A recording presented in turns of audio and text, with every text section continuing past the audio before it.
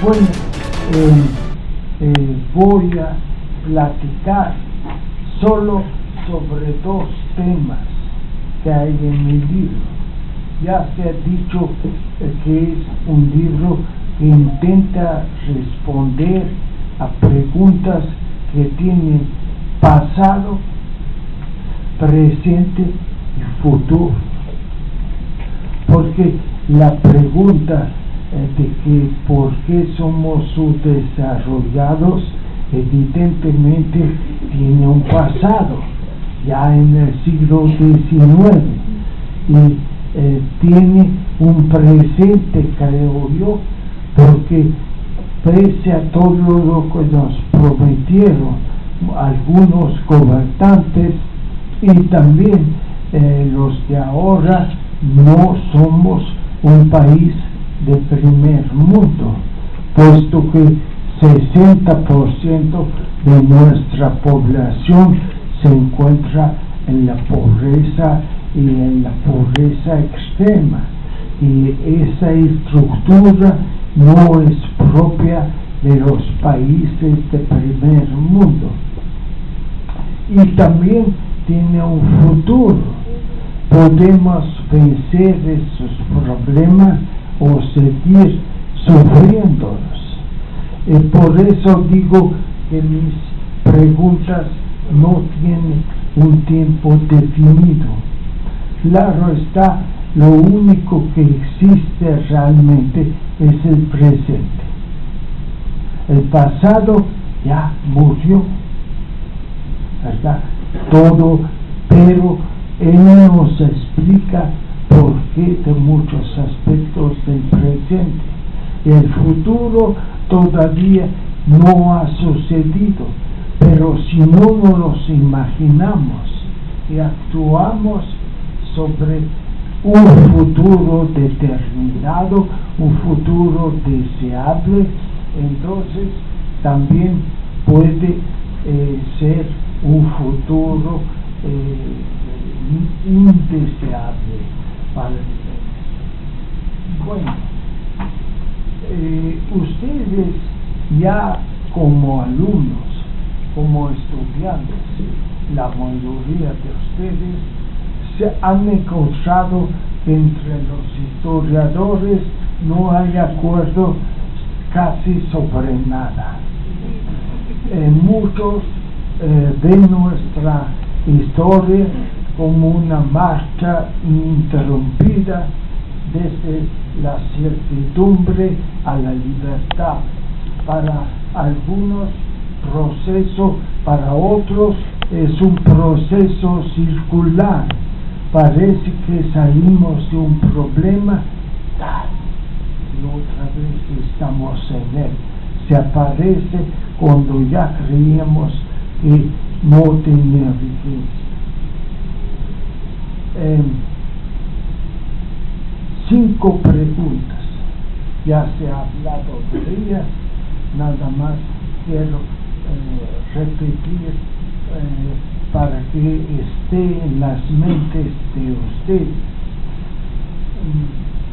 ¿Cómo surgió y cómo se ha desarrollado el capitalismo en nuestro país para llegar a ser lo que es en estos tiempos?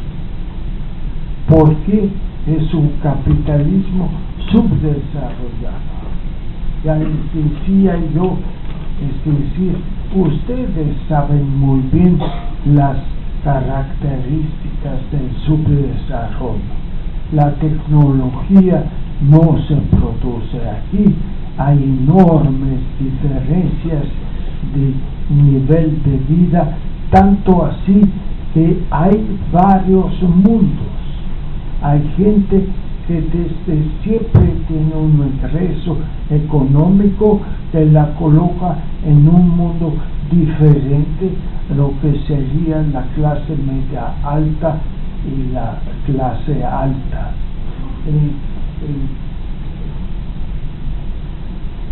¿Qué papel jugaron las 3 revoluciones en nuestra historia? Para algunos tiempo perdido, ni siquiera aceptan que fueron revoluciones y que mejor hubiéramos hecho haciendo otras cosas. Para nosotros, motor fundamental de lo que es México hoy. Bueno, ¿cómo se relacionan las grandes ideologías? ¿Cuáles son las grandes ideologías de nuestra historia?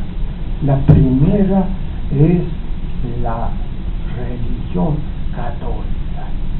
Hablando desde que México entra en el sistema mundial, la religión católica, que es impuesta a la mayoría de la población, pero también aceptada, es una ideología. Después surge el liberalismo en el siglo XIX, que quiere acabar con la sociedad que gira alrededor de la religión católica y fundar una sociedad que gira alrededor de los valores del individuo. Nadie puede decidir por el individuo qué debe hacer.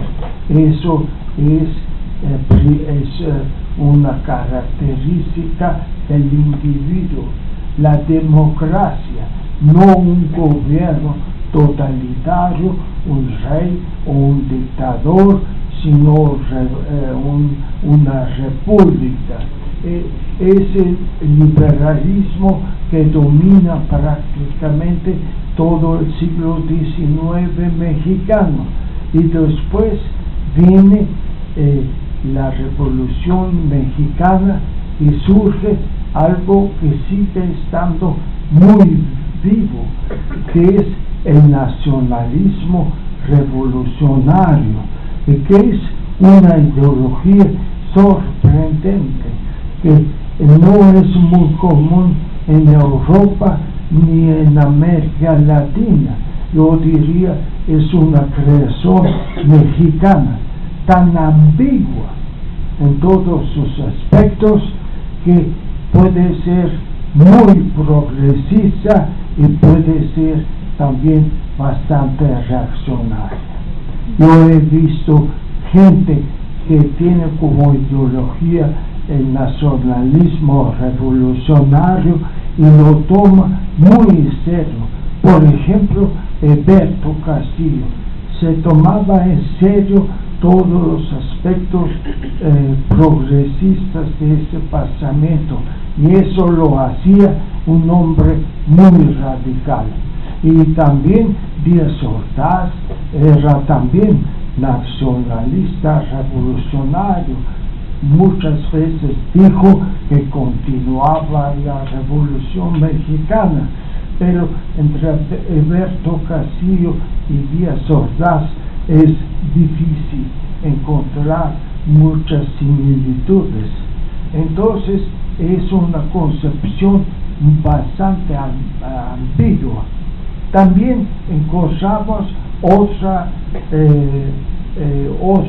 ideología muy mexicana, pero es así que ha surgido en otros países también, el agrarismo, que fue el que guió a las masas campesinas durante más de un siglo y medio para colocarlos a la cabeza de la política mexicana. Esa clase tenía una ideología, la ideología del agrarismo, del que la tierra es de quien lo trabaja, y que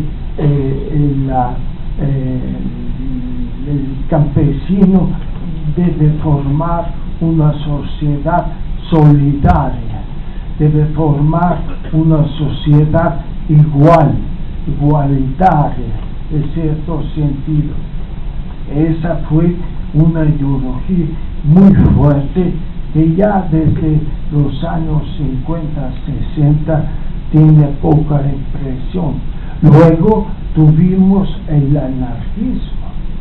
El anarquismo que fue la única corriente de pensamiento que hizo lanzarse en la revolución con una ideología previa, ¿verdad? Una ideología de origen europeo, norteamericano, pero aplicado a México. Los hermanos Flores Magón y sus seguidores. Esa ideología y ese partido fueron totalmente desmembrados por un fenómeno muy mexicano, el caudillismo. En la revolución, los que se pusieron en la cabeza no fueron partidos políticos como el creado por los hermanos Flores Magón, anarquistas, sino caudillos. Es un fenómeno muy especial y muy de México. Y por fin el socialismo, diferentes corrientes del socialismo mexicano que hacia los años 60 parecían dominar todas las universidades. Todos eran socialistas, no se valía no ser socialista. Y también todos los maestros enseñaban socialismo. Hoy día parece haber hecho mutis, parece haber desaparecido. Así se han concatenado las ideologías en nuestro país.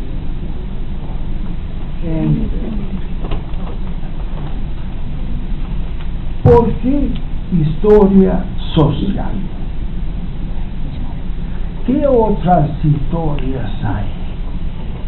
Hay historia de la cultura, historia de las mentalidades, hay historia económica que coloca la economía en el centro.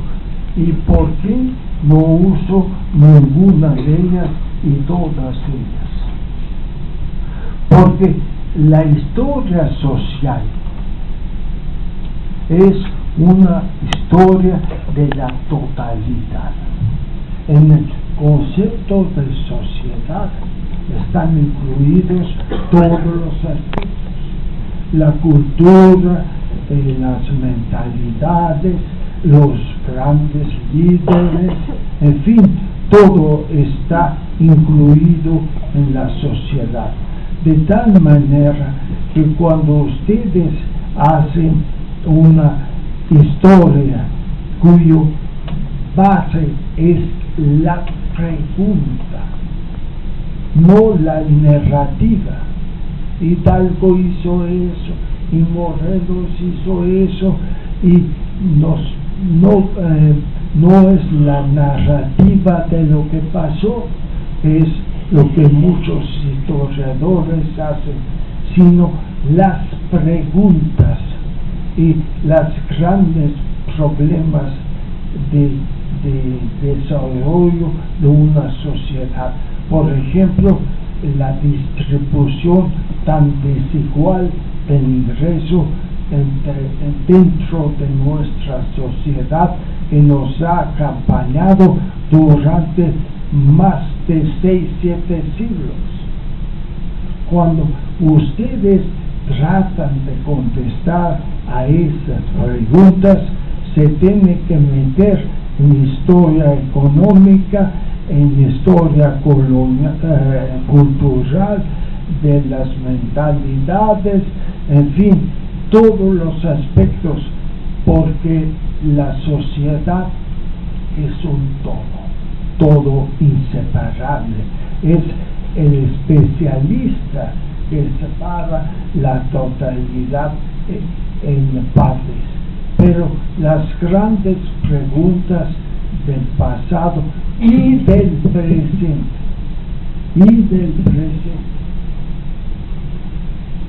no pueden ser resueltos dentro de una de las especialidades. Por ejemplo, ¿por qué tenemos 30 años de neoliberalismo triunfante en nuestro país?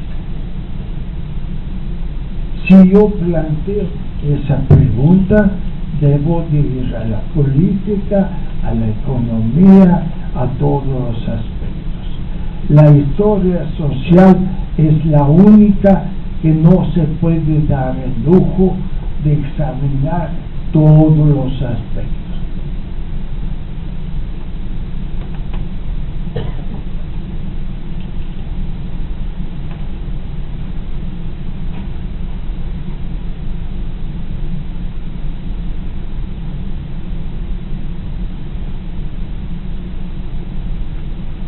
Veamos qué era México hasta 1780.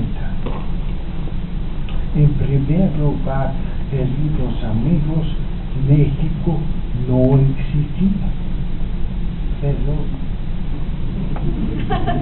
Pero la Nueva España no era México.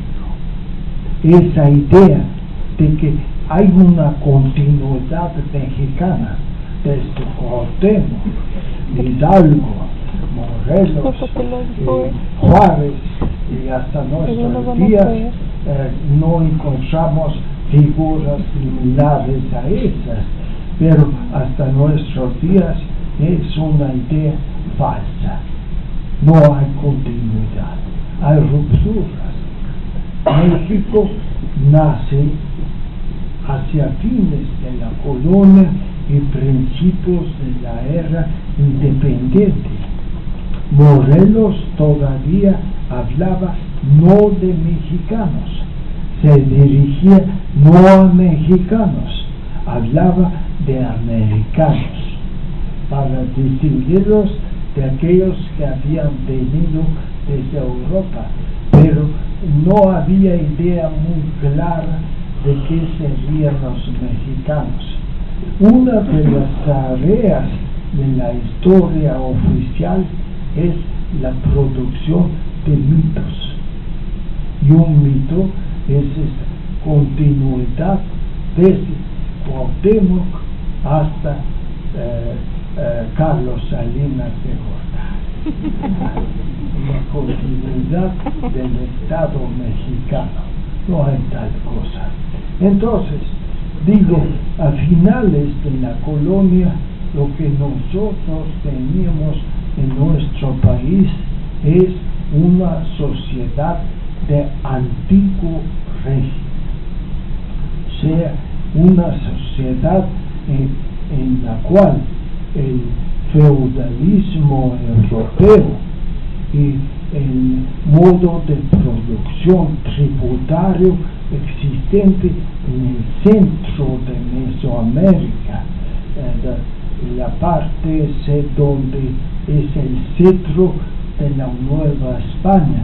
Esos dos modos de producir se habían fusionado en un nuevo modo de producir totalmente precapitalista. Eso es el que no comprende esa realidad, no entiende las dificultades que hemos tenido para llegar a donde estamos ahorita. Y eso sucedía en pleno siglo XVI, XVII y XVIII, cuando ya en Europa los países más avanzados caminaban por la vía del capitalismo.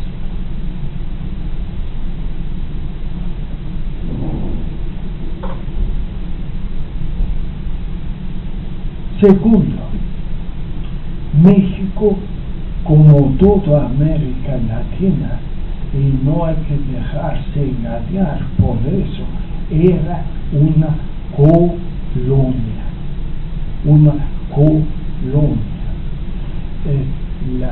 lo que dominaba en México eran los intereses de la corona española y de la clase dominante de España, de los grandes comerciantes de España, que utilizaban esta colonia para succionar todo el trabajo excedente de los indígenas hacia España vía la exportación de plata, de oro y de colorantes.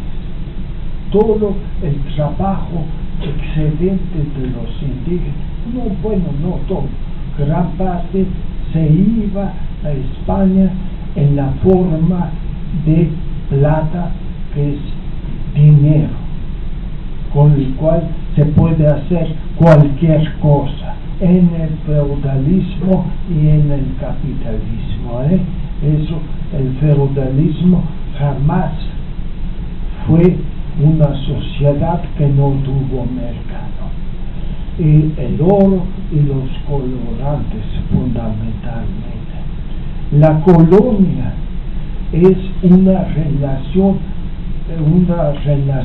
colonial, es una relación muy especial, porque es una relación sin responsabilidad compartida. La colonia es un lugar conquistado fuera de la sociedad española, en realidad castellana, porque la única parte de España que nos conquistó y que gozó de las prerrogativas coloniales fue Castilla, y todas las demás partes de España no gozaron de ese privilegio. Entonces, esa relación colonial era sumamente disruptiva. Todos los países que han sido coloniales han sufrido de la explotación interna, además de una explotación de alguien que no le importa lo mínimo lo que pase con nuestra sociedad. En cuanto le damos lo que ella pide. Y esta relación colonial duró 300 años y fue decisiva en nuestro desarrollo. No se puede hacer la historia de México sin pensar que apenas a principios del siglo XIX comenzamos una vida independiente de deseos y de intereses extranjeros, con nuestro propio Estado. Esa relación debe de explicarnos muchas cosas. El lugar privilegiado de los españoles estaba basado en una visión racista de la sociedad. El indígena es un ser humano o no lo es. Esta fue la primera discusión. Con muchas dificultades pasamos el examen. Bueno, eso que dice no es correcto porque yo no tengo nada de indígena. Para los indígenas están otra vez en el mismo. Los indígenas pasaron la prueba, sí son seres humanos. Después vino la otra pregunta: ¿son seres humanos iguales a los seres humanos españoles? De ninguna manera. Son inferiores, y eso se estableció con muchas formas. Ellos no son iguales. Francamente, no les gusta trabajar, no hablan el castellano, el cristiano, tiene religiones. España era el país más profundamente católico de Europa, no tienen una religión decente. Todavía con los musulmanes y con los judíos se puede discutir, tienen una cantidad de cosas comunes, pero las religiones indígenas no, son una cosa totalmente diferente. Por lo tanto, el dominio de los españoles, ya sean nacidos en España o nacidos en México, proviene de una diferencia racial. O sea, es insuperable. Ese colonialismo afectó tremendamente el desarrollo de México y tiene todavía sus reflejos en la sociedad actual, es decir, lo oscuro, el color café es menos, el color blanco es más. Y la más bonita de la familia es la güerita. Eso todavía lo tenemos. Sí. Se ve en muchos aspectos aún hoy.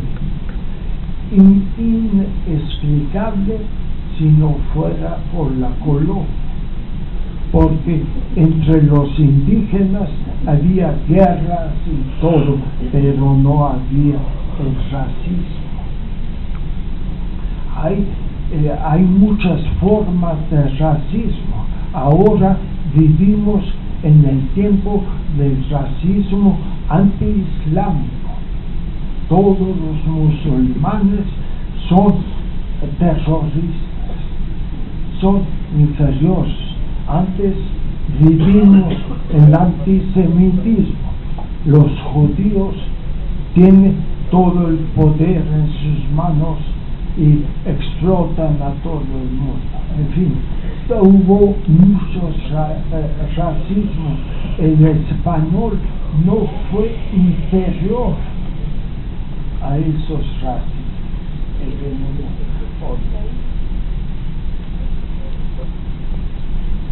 Hay que tener en cuenta también, para entender nuestro desarrollo, un fenómeno que se nos olvida muy, muy seguido.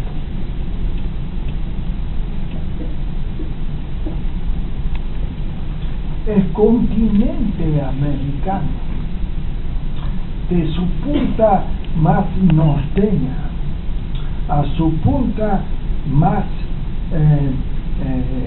surreña, todo el continente, que llegó a tener una población de más de 70 millones de habitantes antes de que llegaran los españoles, tuvo un desarrollo de 20.000 años sin contacto ninguno con el viejo mundo, formado por 3 continentes: Asia, Europa y África.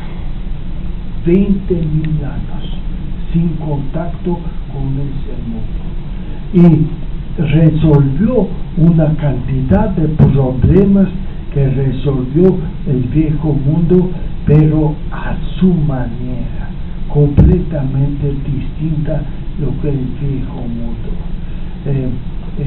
Ese continente tan rico está separado por obstáculos tremendos y no había ni siquiera una relación desarrollado entre incas y aztecas, digamos, a finales de la vida, independiente del color del continente americano. Mientras tanto, en el viejo mundo, cada no se imaginan ustedes, por favor, jamás, de que todo lo que había en el viejo mundo, el hierro, el acero, la rueda, el uso amplio de la rueda, todo eso fue inventado en cada país del viejo mundo, porque no es así.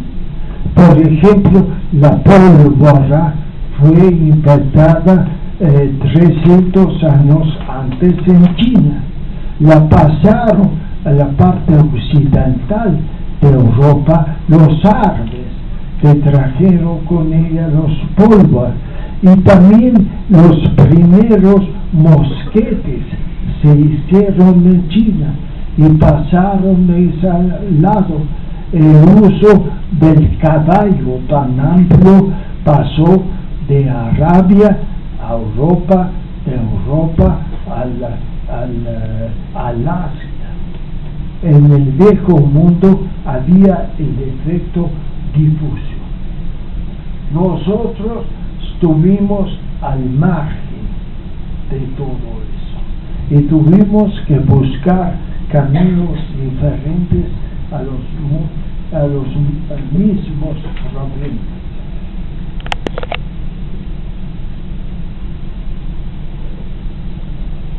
El viejo régimen era un régimen en el cual había diferentes modos de producción basados en el trabajo no libre, no la venta del trabajo en el mercado, sino el trabajo coaccionado por medios políticos y militares. Venía el señor azteca y después el señor español a la comunidad agraria y pedía todo el producto excedente que no era necesario para la vida, y lo pedía como, porque es políticamente, yo soy el noble, ustedes son los campesinos, y por lo tanto yo les doy muchas cosas. Soy, por ejemplo, el gran sacerdote que les explica el mundo, soy el hombre de armas que lo lleva a victorias sobre sus vecinos. A cambio de eso me toca todo el producto excedente.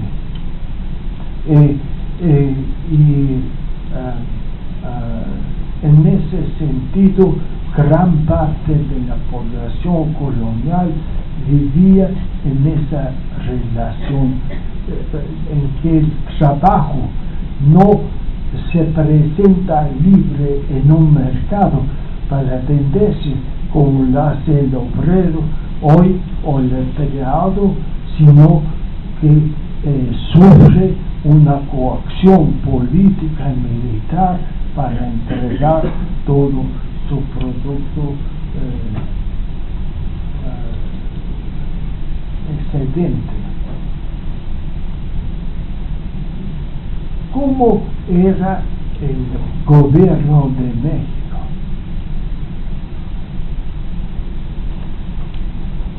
Y no se olvide, el gobierno México no existía. Existía la Nueva España. Y la Nueva España era una colonia. El gobierno real de la Nueva España estaba en Castilla y Aragón, donde estaba la corona.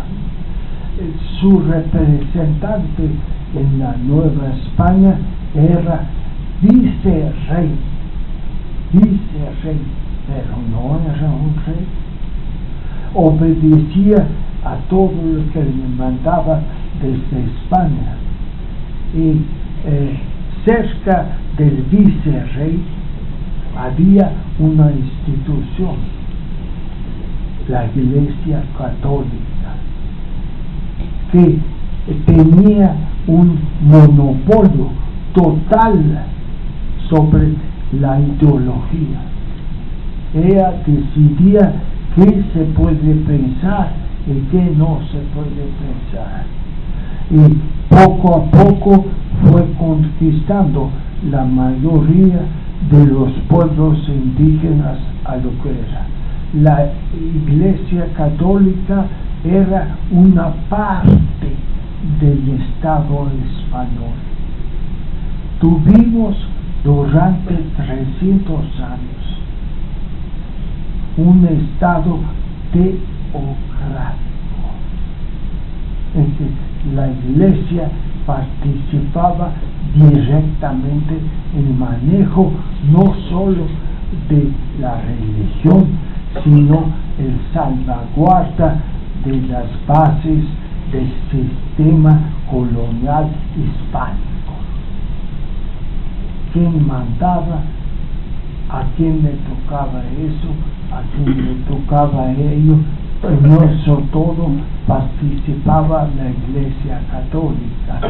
Nadie existía ideológicamente en pensamiento fuera de la Iglesia Católica.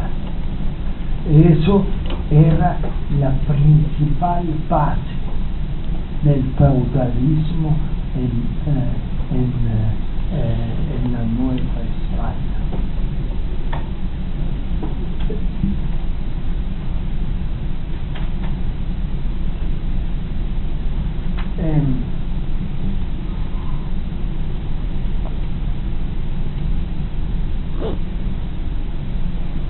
Nuestra clase rica era una clase en que había tres principales ocupaciones: dueños de minas, dueños del gran comercio de importación, exportación y dueños de tierra privada. La mayor parte de la tierra en México no era privada, era de propiedad comunal. Y como lo vemos ahora que está sucediendo con algunos restos como son el petróleo, nada de propiedad comunal se lleva bien con el capitalismo. La única propiedad que funciona en el capitalismo es la propiedad privada. Y digo comunal porque supuestamente, según la Constitución mexicana, el petróleo es propiedad de la nación mexicana. Hay una propiedad comunal, nacional, ¿verdad? Al capitalismo no le gusta eso. La mayor parte de la tierra era comunal, era de los indios, que la defendían a capa y espada. Y la propiedad privada de la tierra era de los hacendados. Mineros, dueños de minas, algunas las más ricas del mundo. La Valenciana de Guanajuato llegó a producir en el siglo XVIII 40% de la plata de todo el mundo. Pero ¿cómo era nuestra metrópoli en España? ¿Acaso era una metrópoli que marchaba a paso veloz hacia el capitalismo, como lo estaba haciendo Holanda, como lo estaba haciendo Inglaterra, como lo estaba haciendo Francia, Bélgica? ¿Acaso era una metrópoli de ese tipo? Nos sorprenderemos mucho al ver que era una metrópoli que usó ese enorme tesoro de plata que se fue a España en un sueño. No estoy escribiendo el Quijote, pero hay que citarlo aquí.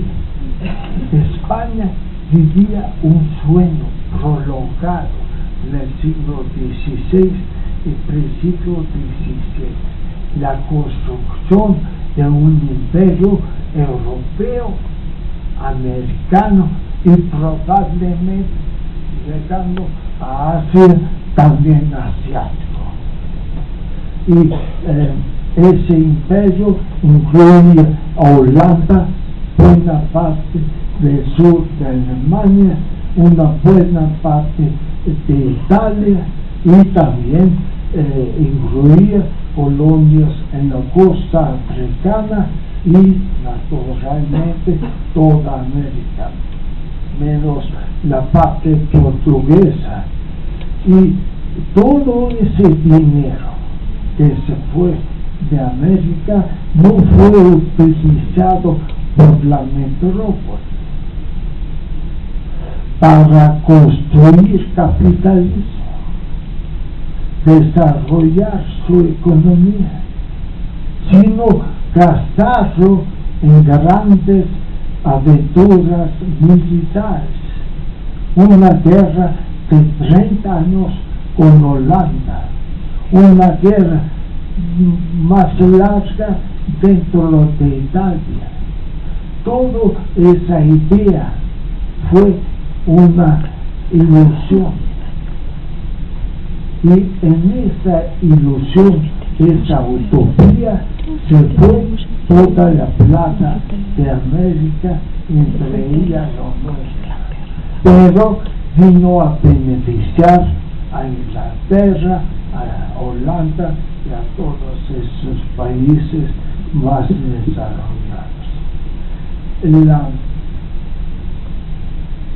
Nuestra metrópoli no fue una metrópoli capitalista jamás. Apenas pasado el flujo ilimitado de plata, España se sumió en una crisis pavorosa y a un regreso al feudalismo. Entonces, tal metrópoli, tal colonia, no podíamos ser de otra manera. Para que ustedes se den cuenta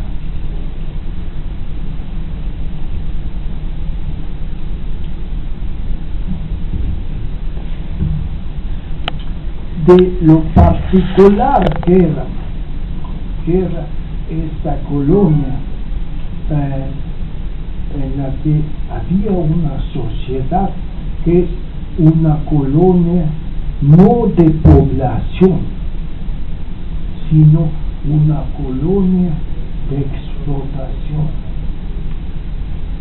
La principal característica de los españoles es que rehuyeron siempre el trabajo productivo.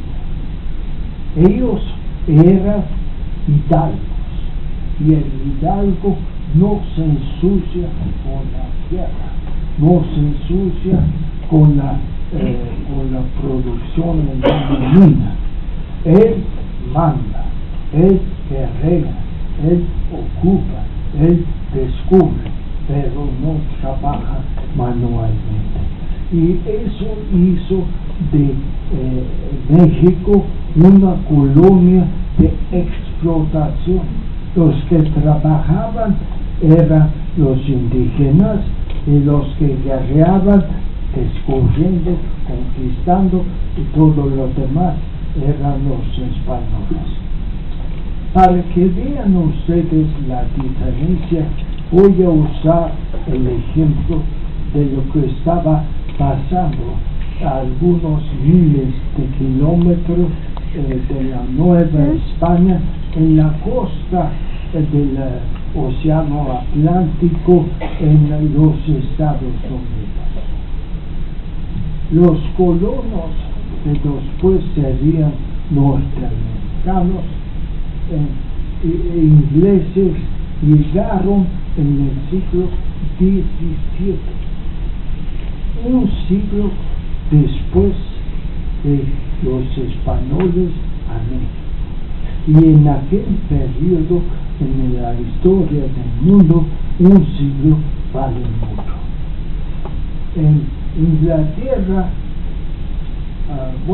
ellos llevaron al Nuevo Mundo las relaciones sociales, las mentalidades y las religiones existentes en su país de origen, Inglaterra. La inmigración comenzó a crecer rápidamente y en 1770 las 13 colonias contaban ya con 2 millones de habitantes. En 1770, ¿cuántos millones tenía la Nueva España? 8.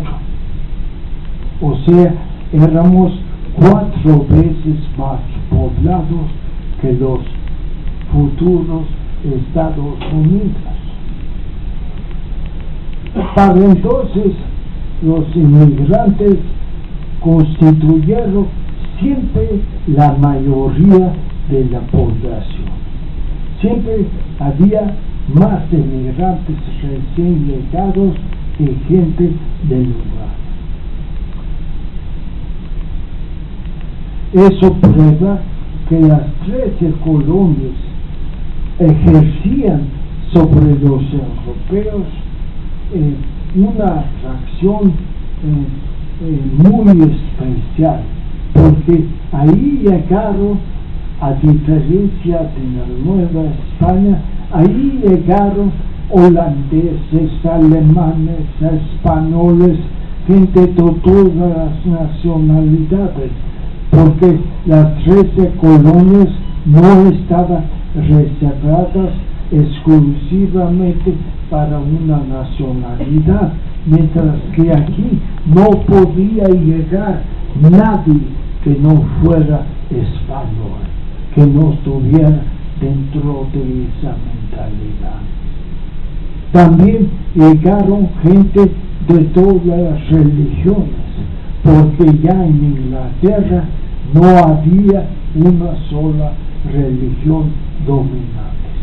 Todas las religiones eran igual. Todas las sectas del protestantismo, católicos también, judíos, en fin, llegaron de todo, y el principio era el respeto a cada religión. Y no había ninguna religión lo suficientemente poderosa para participar en el Estado, como la religión católica lo hacía aquí.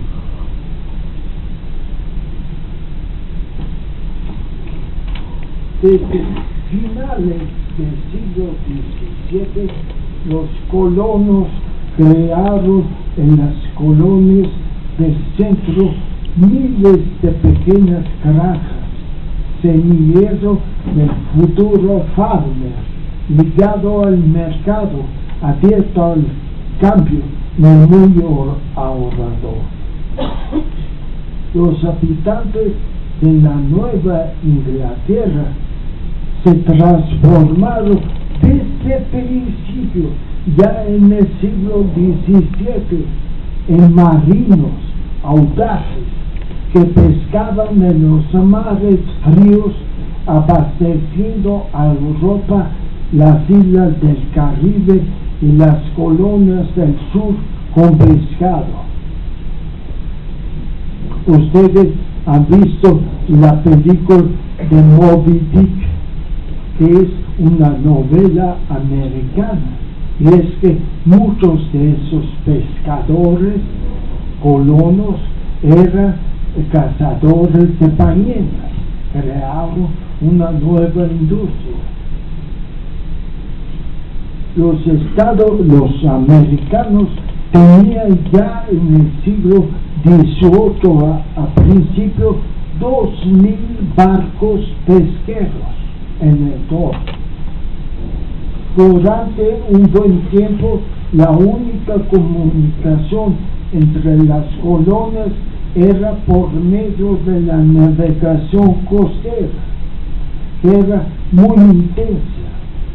El comercio con las Indias occidentales, productores de azúcar y piloncillo, se usaba para la fabricación del ron americano, que era exportado a todo el mundo, a Inglaterra, a Europa, a todos lados.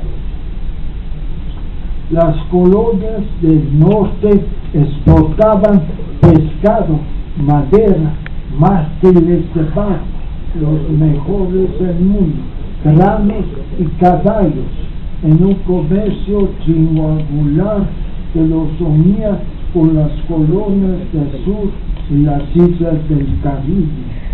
La esclavitud negra no se desarrolló en esta parte del mundo, sino a finales del siglo XVIII y en el XIX, y se formó solo en el sur, en la parte sur de los Estados Unidos, una economía de plantación.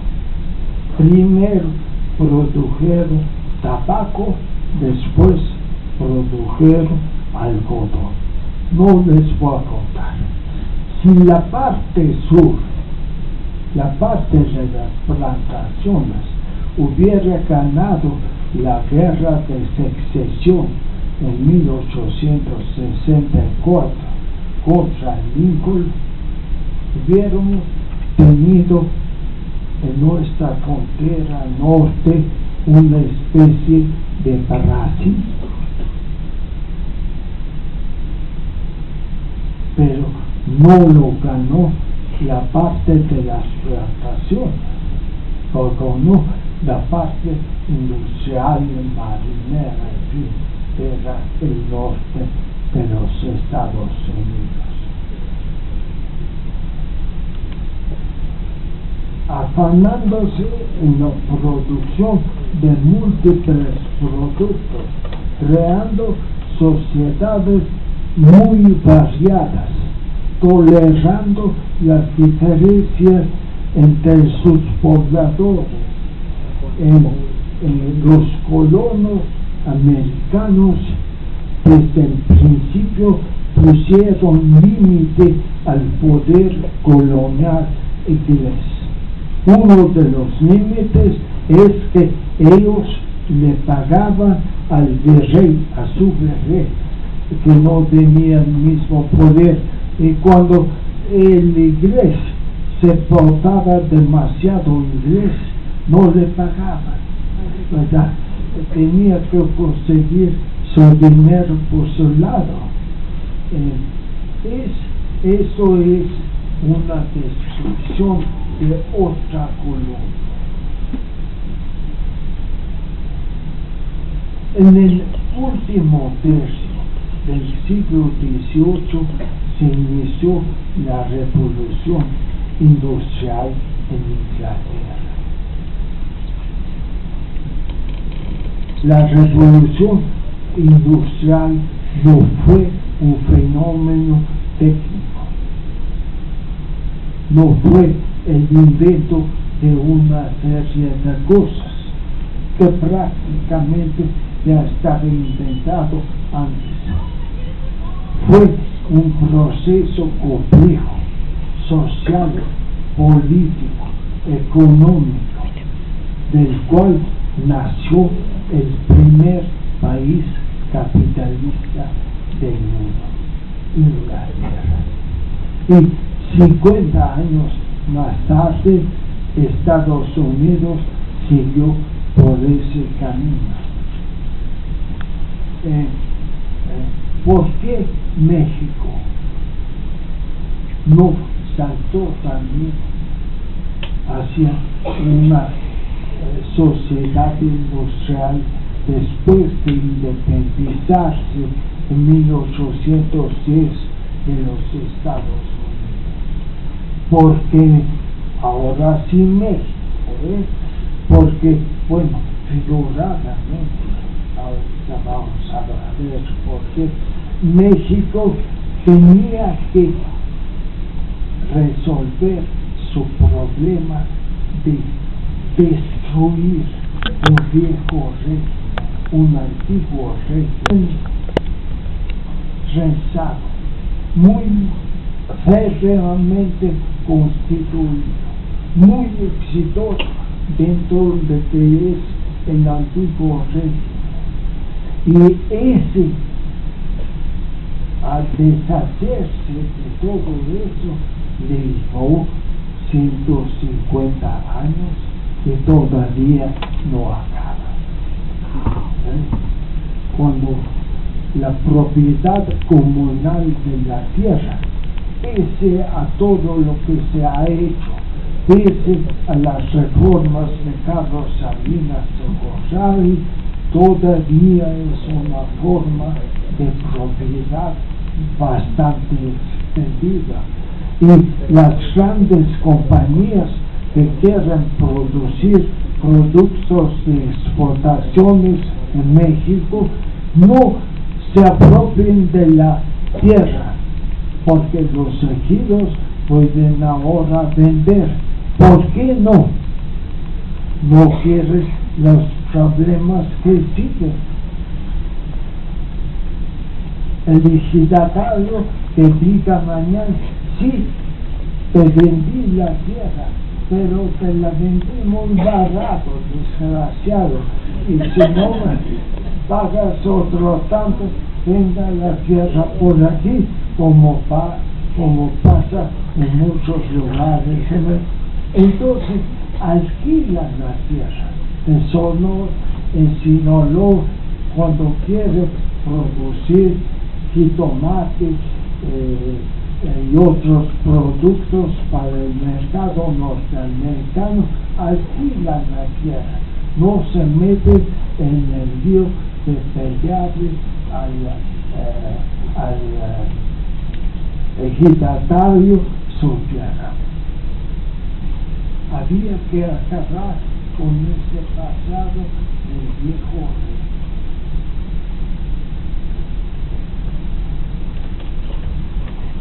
Segundo lugar, nosotros no fuimos los únicos que quedamos atrasados. En realidad, todo el mundo, Asia, África, América, todo el mundo quedó atrasado respecto a un puñado de países en Europa, y más que países, de lugares en Europa. Entonces, lo que hay que explicar no es por qué nosotros quedamos atrasados. Lo que hay que explicar es por qué ese puñado de países rompió con el pasado y creó un nuevo sistema.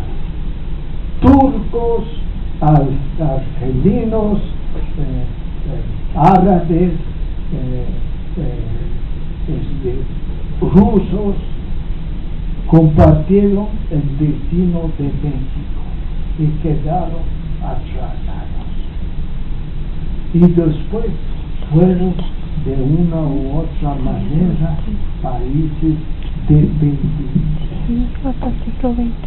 dependientes de esos grandes centros. A nosotros nos tocó directamente ser desde un principio dependientes de quién, de Estados Unidos, cuestión de geopolítica. Cuando comenzó nuestra dependencia, antes de que acabara la colonia española. El problema de Texas fue planteado por los norteamericanos desde 1813-14. Querían Texas. Y México independiente en la con su burguesía tan retrógrada, no pudo resistir, y en 1836 pues Texas tomó el camino de la independencia, y 15 años después se unió a los Estados Unidos. Luego nos intervinieron muchos países, precisamente por ese papel político que tiene México al sur de los Estados Unidos. 1829, un ensayo de los españoles de reconquistar a México. Un prohombre mexicano, Santana, derrotó a los españoles, el primer servicio a la patria, derrotó a los españoles. 1835, la guerra de los pasteles con Francia. Francia declara la guerra a México si no le pagan inmediatamente una parte de su deuda, y además los daños que había hecho a un pastelero, pero lo que quería Francia es hacerse presente en esa parte del mundo. Vienen unos barcos, bueno, ya lo arreglamos con los franceses. 1847, los norteamericanos se enojan, nos declaran la guerra y se llevan prácticamente la mayor parte de lo que es el norte de México, desde California, bueno, Texas ya era suyo, de California a Texas. 1862, hacia América, y viene aquí por el intento de crear ese protectorado francés. En 20 años, en 30 años, después de la independencia, todos quieren un pedazo de México, o México entero, y hay que derrotar cada una de esas intervenciones, ¿verdad? Cosa que no nos deja mucha libertad para otras iniciativas. Hay la idea de que toda la historia de México, desde 1821 hasta 1867, en que se restaura la República y ya es estable, todo ese periodo de 40 años fue un caos. Había gobiernos cada año. En México se sucedían los gobiernos. El país estaba sumido en la violencia. Se parece a algo, ¿no?, que ustedes ahorita conocen. 40 años de eso y más. Y quienes metieron la idea de que ese fue un periodo de caos, lo metieron los historiadores de Porfirio Díaz, los que escribieron la primera historia general. ¿Y por qué? Porque querían hacer aparecer todo lo que pasó antes de Porfirio Díaz, incluyendo a Juárez, claro, como un caos que no tiene explicación y que no tiene justificación. Y luego aparece la figura de Porfirio Díaz, que dice: póngase orden en este país, y se pone orden y llegan las inversiones extranjeras y nos vamos para arriba. Pero ese no es un periodo de caos puto, es mucho más complicado que eso. Y durante el periodo de 1821 a 1867 se hicieron muchas cosas, entre otras 2 revoluciones: la de independencia y la de reforma. Parece contradictorio el nombre, pero bueno.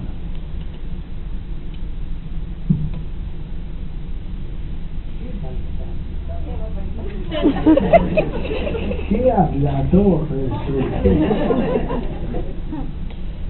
Quiero cerrar con eso porque ya ha habido ciertas decisiones.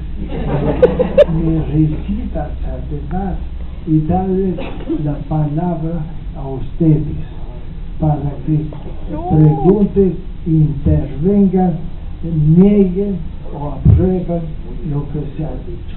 Muchas gracias.